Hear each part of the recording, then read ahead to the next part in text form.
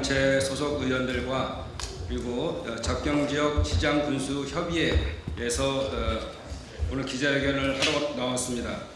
민통선 북상 특별한 희생에 대한 특별한 보상의 첫걸음입니다로 기자회견을 하겠습니다. 접경지역은 지난 한국전쟁 이래로 70여 년간 국가 안보를 위한 희생을 해왔던 지역입니다. 이재명 대통령께서는 경기도지사 시절부터 일관되게 이런 희생에 대해서는 특별한 보상이 필요하다고 강조하셨습니다. 그 특별한 보상 중 하나가 안규백 국방부 장관이 최근 얘기한 민통선 범위 축소입니다. 오늘 기자회견을 하는 국회 접경지역 내일 포럼 의원들과 접경지역 시장군수협의회는 여야 대선 공약에 이런 문제들을 포함해서 특별한 보상 방법을 같이 제안했었습니다. 그러면 오늘 참석해 주신 의원들을 소개하겠습니다. 접경지역 내일 포럼 위원이신 경기 파주시갑 윤우덕 의원님 참석하셨습니다. 경기 동두천시 양주시 연천군을 김성원 의원님 참석하셨습니다. 경기 김포시을 박상혁 의원님 참석하셨습니다. 강원 춘천시 철원군 화천군 양구군 갑 허영 의원님 참석하셨습니다. 저는 접경지역 내일 포럼 공동대표를 맡고 있는 파주시을 국회의원 박정희입니다. 다음으로 접경지역 시장군수협의회에서 나와주셨습니다. 접경지역 시장군수협의회 회장이신 고성군 한명준 군수님 참석하셨습니다. 파주시 김경일 시장님 참석하셨습니다. 연천군 김덕현 군수님 참석하셨습니다. 강화군 김학범 부군수님 참석하셨습니다. 인제군에서는 박상수 관광경제국장님 참석하셨습니다. 이어서 기자회견문 낭독이 있겠습니다.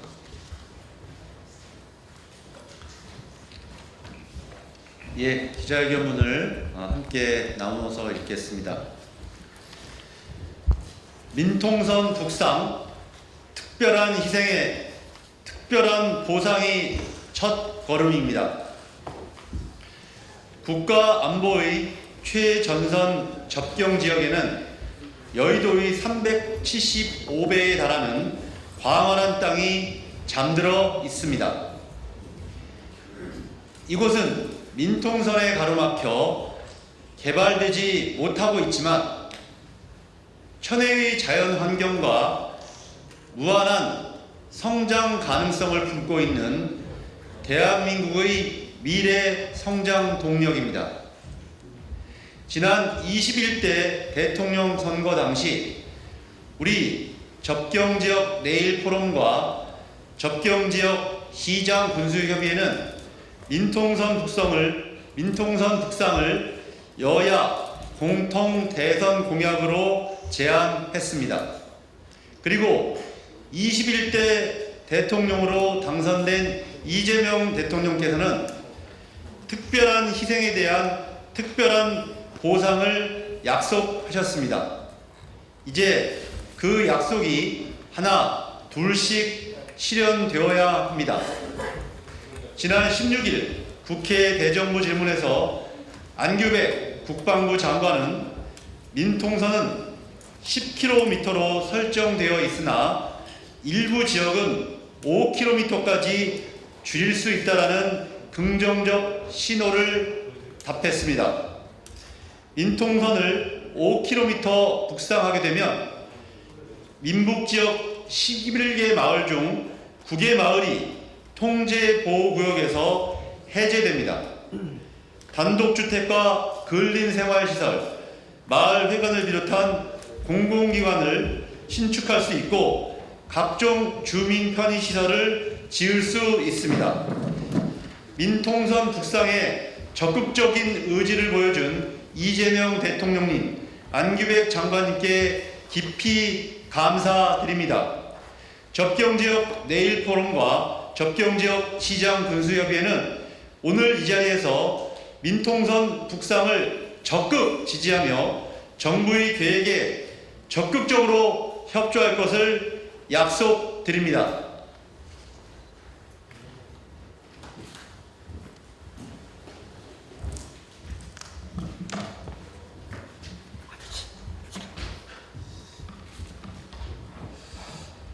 또한 민통선 북상이 단순한 선언이 아닌 구체적인 실현을 위해 이재명 정부에 세 가지를 요청드리는 바입니다. 첫째, 주민 참여형 민통선 북상 TF를 출범하여 현장의 목소리를 들어주십시오. 민통선 북상은 오랫동안 국가 안보를 위해 묵묵히 희생해온 적경지역 주민의 오랜 염원입니다. 주민의 요구 수용이 그 시작점이자 최우선이 되어야 합니다. 적경지역 주민의 생활터전 확장을 위해 민통선 절반 축소와 함께 신속한 지뢰제거 및 군사시설의 이전이 필요합니다. 또한 민통선 경계선 역시 현재의 행정구역과 임도를 고려해 불필요하게 관내 지역을 포함하지 않도록 조성해야 합니다.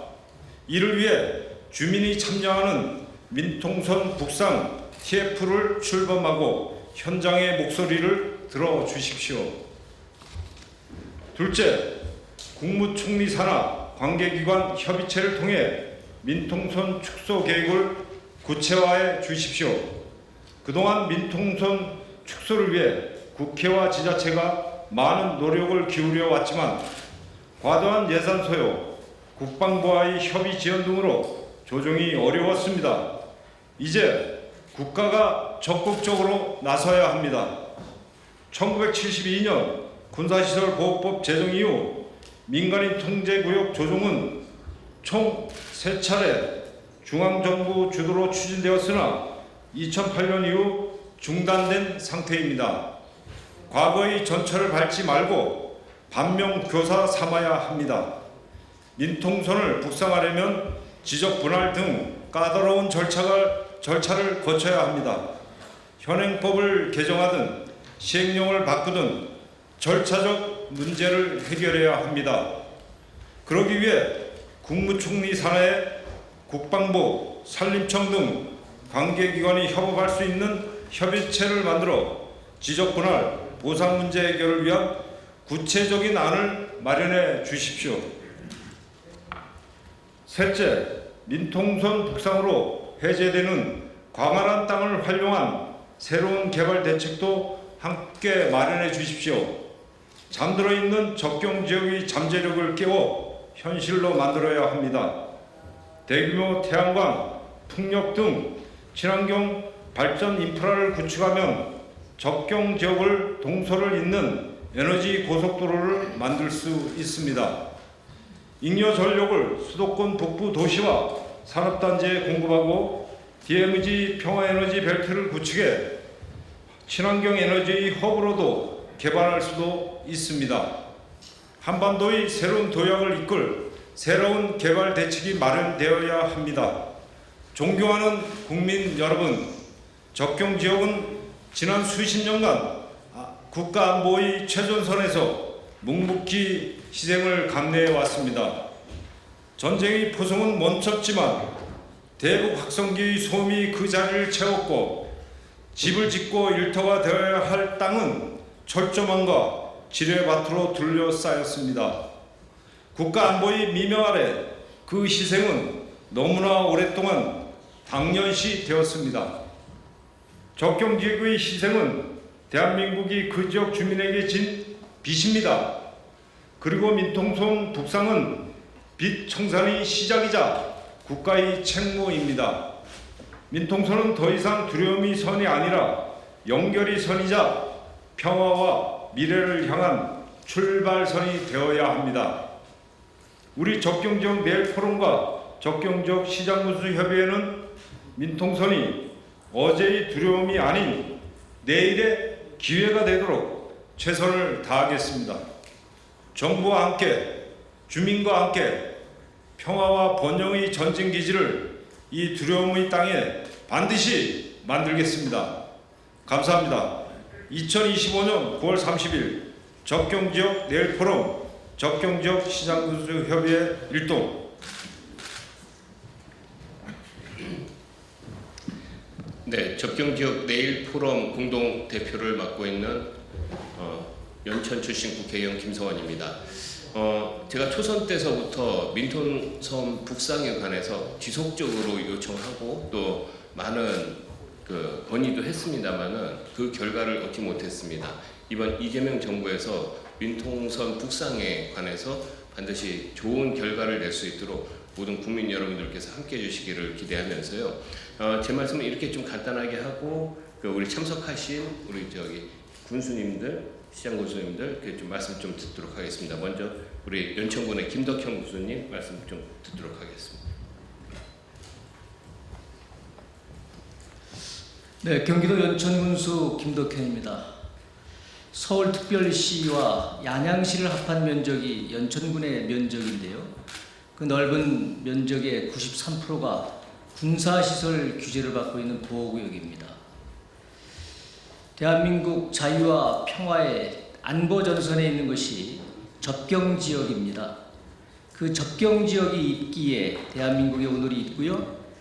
서울을 중심으로 한 밝은 모습이 있습니다. 그러나 그 밝은 모습 이면에는 접경지역 벨트를 중심으로 그림자가 들어있는 어두운 공간이 있는데 이번 기회를 계기로 우리 민통선 북상 또한 제한보호구역을 해제하고 통제구역을 제한보호구역으로 완화하는 등 접경지역 주민의 내일의 희망찬 삶을 영위하기 위해서는 반드시 필요한 조치라고 보고요. 내일 포럼과 함께하는 우리 접경지역 시장군수협의회에서도 힘을 모아서 정부의 정책 의지를 반드시 실현해서 국민의 삶을 영위할 수 있도록 함께 노력하기를 소망합니다. 감사합니다. 자, 다음 저희 파주 시장님 해달하게. 예, 안녕하십니까.